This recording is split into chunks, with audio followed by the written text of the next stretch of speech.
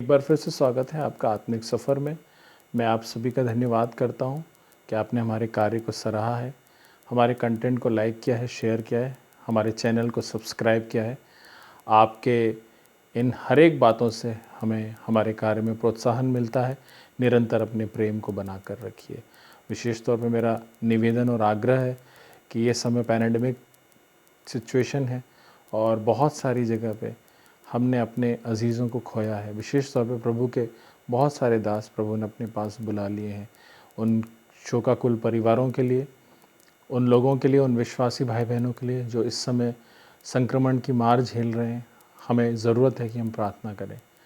और मेरा विश्वास है कि आप अपने दैनिक जीवन की प्रार्थनाओं में उन सब को याद रख रहे हैं और उन सब के लिए प्रार्थना कर रहे हैं, ताकि परमेश्वर उन्हें उन हर एक विपदाओं से दूर करे और उन्हें फिर से खड़ा करे और उनके जीवन में ये सारी बातें गवाही का विषय बन सकें। तो मेरा ये निवेदन है कि इस समय प्रार्थना का है। हम ज़रूर उन हर एक के लिए प्रार्थना करें जो इस समय में विपत्ति में है, संक्रमण में है और अपने जीवन में अपने अजीज़ों को खो दिया है, अकेलेपन में है। और परमेश्वर करे कि आने वाले दिनों में जब हम उन लोगों के लिए प्रार्थना करें तो हमारी प्रार्थना के द्वारा बहुत सारे लोग जीवन में आशीष पा सकें। मैं प्रार्थना करने के लिए आपको प्रोत्साहित करूंगा, क्योंकि सचमुच में ये समय है कि हम अपने जीवन में दीन और नम्र बने, ताकि परमेश्वर की कामों को, परमेश्वर के कार्यों को हम अपने जीवन में देख नहीं पाएँ। आज का जो मनन का विषय है वो है पहला यूहन्ना की पत्री, उसका 5वां अध्याय और उसका 4था और 5वां पद। यहाँ इस प्रकार से लिखा है, क्योंकि जो कुछ परमेश्वर से उत्पन्न हुआ है वह संसार पर जय प्राप्त करता है, और वह विजयी जिससे संसार पर जय प्राप्त होती है हमारा विश्वास है। और संसार पर जय पाने वाला कौन है? केवल वह जिसका यह विश्वास है कि यीशु परमेश्वर का पुत्र है। यदि आपका यह विश्वास है यीशु परमेश्वर का पुत्र है, तो आप इस संसार पर विजयी जीवन जीने के लिए निरंतर आगे बढ़ते जाते हैं। और जीवन की उन हर एक परिस्थितियों में यदि आपने इस विश्वास को खो दिया, क्या पता परमेश्वर मेरे जीवन में ये कार्य करेगा कि नहीं करेगा, क्या पता परमेश्वर इन असंभव सी लगने वाली दशाओं में मेरा साथ देगा कि नहीं देगा। तो सचमुच में हमें हमारे विश्वास को नया करने की ज़रूरत है। हमें हमारे विश्वास को फिर से उस परिमाप को आगे बढ़ाने की ज़रूरत है। और परमेश्वर का वचन कहता है कि विश्वास सुनने से और सुनना मसीह के वचन से होता है। मेरे प्रियो, यदि आज आप उधेड़-बुन की स्थिति में हैं, यदि आज आप उस स्थिति में हैं कि आप अपने मालिक को, आप अपने खुदा को, आप अपने यीशु को उस दृष्टि से देखने लगे कि उसके लिए ये परिस्थितियाँ में सहायता मिलेगी कि नहीं मिलेगी, हमें परमेश्वर से वो बरकतें मिलेंगी कि नहीं मिलेंगी, तो हमें ज़रूरत है हम अपने विश्वास को नया करें, अपने विश्वास को मजबूत करें। क्योंकि हमने यदि अपने विश्वास को नहीं संभाला तो आगे आने वाले समय में हम अपने आत्मिक सफ़र में काफ़ी पीछे छूट जाएंगे और हमें फिर से बहुत सारा परिश्रम करना पड़ेगा कि हम अपने आत्मिक जीवन में आगे बढ़ सकें। इससे पहले कि आत्मिक पिछड़ापन हमारे जीवन में आए, हमें अपने विश्वास को संभालने की ज़रूरत है। यदि हम ये विश्वास करते हैं कि प्रभु यीशु मसीह परमेश्वर के पुत्र हैं, यदि हम उसकी योजना पर विश्वास करते हैं, उसके वचन के ऊपर विश्वास करते हैं, तो हमें ये भी विश्वास करना पड़ेगा कि परिस्थिति कुछ क्यों ना हो, हमें हमारे जीवन में कैसी भी दिशा में रहना पड़े, परमेश्वर हमें संभालेगा और हमें आगे बढ़ाएगा। और जो योजनाएं उसने हमारे लिए बना कर रखी हैं, उन योजनाओं को हमारे जीवन के ऊपर रिलीज़ करेगा। आज मैं आपको प्रोत्साहित करता हूँ, यदि आप अपने विश्वास में अभी डिगमगा रहे हैं, हिचकोले खा रहे हैं, जिस प्रकार से चेले उस नाव में हिचकोले खा रहे थे और जिन्होंने प्रभु यीशु मसीह को कहा था, हमें बचा, हम नष्ट हुए जाते हैं। प्रभु यीशु मसीह ने उनसे कहा था कि हे अल्प विश्वासियों, यदि हमारा जीवन विश्वास की उस संभालने की स्थिति में नहीं है, तो प्रियो हमें परमेश्वर के पास आने की ज़रूरत है। परमेश्वर के पास आइए, उसके वचन को पढ़िए, परमेश्वर अपने विश्वास से आपको भरेगा और आपके विश्वास को फिर से आगे बढ़ाएगा और आप अपने जीवन में बहुत अच्छा महसूस करेंगे। हर एक परिस्थिति में आप ये विश्वास करेंगे कि प्रभु हमें इस परिस्थिति से निकालेगा और हमारे लिए रास्ते को बनाएगा, मार्ग को तैयार करेगा और हमें हर एक उन बुरी बातों से बचाएगा जो बातें हमारे जीवन में नहीं होना चाहिए। यदि आप किसी परिस्थिति में फंस भी गए हैं, किसी पाप में डूब भी गए हैं, किसी व्यसन ने आपको घेर भी लिया है, लेकिन यदि आप ये विश्वास करते हैं कि प्रभु यीशु मसीह परमेश्वर का पुत्र है और उसके अनुग्रह से हमारे जीवन में ये बातें निकल जाएंगी, तो सचमुच में परमेश्वर आपके जीवन में ये कार्य करेगा और परमेश्वर आपको छुटकारा देगा। लेकिन हमें विश्वास करने की आवश्यकता है, क्योंकि जय वहीं से मिलेगी। जब हम परमेश्वर के वचन को देखते हैं, जब हम नए नियम में प्रभु यीशु मसीह के उन 3.5 साल की सेवकाई को देखते हैं, बहुत सारे लोग ऐसे थे जो परमेश्वर के पुत्र प्रभु यीशु मसीह के ऊपर स्ट्रेट फॉरवर्ड फेथ रखते थे, सो उन्हें छुटकारा मिल जाता था।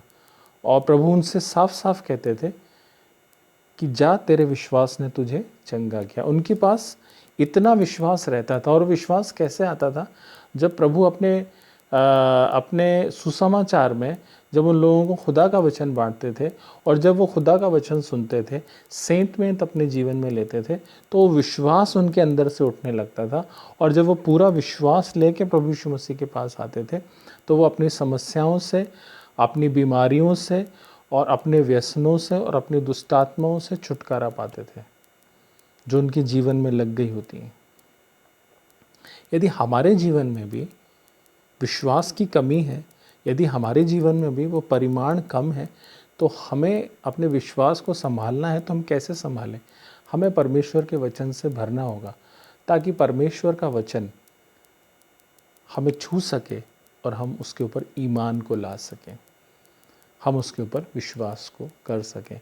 और कई लोग ऐसे थे जो उसकी शिक्षाओं का बहुत आदर करते थे और उन्हें लगता भी था कि खुदा के द्वारा भेजा गया ये कोई जन है, और ईश्वर की बातों को मानते भी थे। लेकिन जब समय आता था कि पूरी रीति से वो प्रभु यीशु मसीह के हो जाएं, तो वो पीछे हो लेते थे।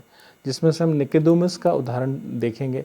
निकोदेमुस रात के समय में प्रभु यीशु मसीह के पास आया और प्रभु यीशु मसीह से उसने वार्तालाप करी, लेकिन उसका रिजल्ट क्या हुआ? वो प्रभु यीशु मसीह को उसने सेंत में अपने जीवन में नहीं अपना पाया, क्योंकि वो यहूदियों का सरदार था। हम देखते हैं उस धनी नवयुवक के बारे में, और जब प्रभु यीशु मसीह की शिक्षाओं को उसने सुना, उसे लगा कि इसके पास अनंत जीवन है, इसके पास मुझे वो चीज़ मिल सकती है, अभी भी मेरे अंदर कुछ बाकी है जो मिलना चाहिए मुझे। और वो प्रभु यीशु मसीह के पास आया। उसने कहा, अनंत जीवन का अधिकारी होने के लिए प्रभु मैं क्या करूं? क्योंकि वो व्यवस्था की बातों में बिल्कुल परफेक्शन पर था और बचपन से उनको मानता आया था।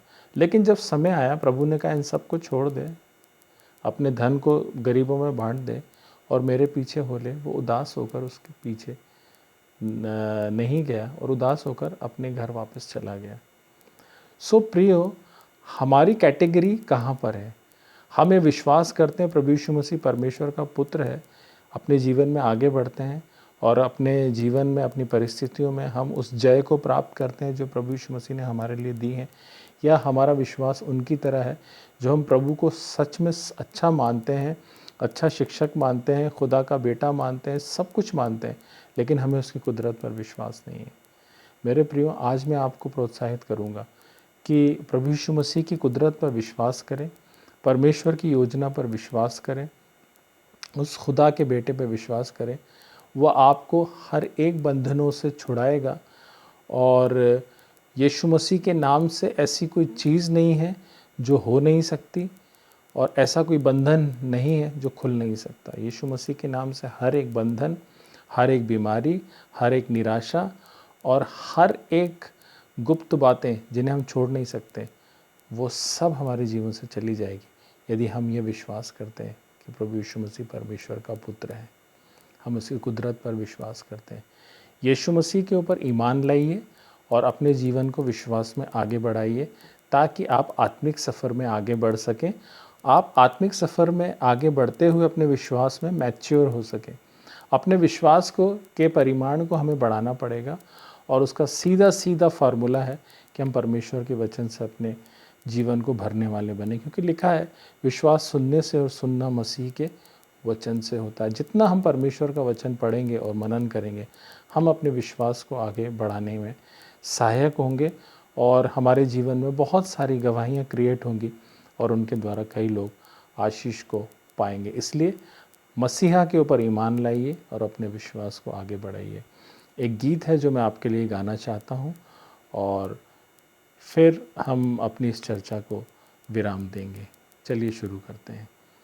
मसीहा पे ईमान लाना ज़रूरी, मसीहा पे ईमान लाना ज़रूरी, मोहब्बत की शम्में जलाना ज़रूरी, मसीहा पे ईमान लाना ज़रूरी। तुझी को नहीं वो घराने को देगा, वही बरकतें वो ज़माने को देगा। तुझी को नहीं वो घराने को देगा, वही बरकतें वो ज़माने को देगा। तारीखियों को मिटाना ज़रूरी, तारीखियों को मिटाना ज़रूरी, मोहब्बत की शम्में जलाना ज़रूरी, मसीहा पे ईमान लाना ज़रूरी। मिलते हैं दूसरे वीडियो में, तब तक के लिए सबको जय मसीह की।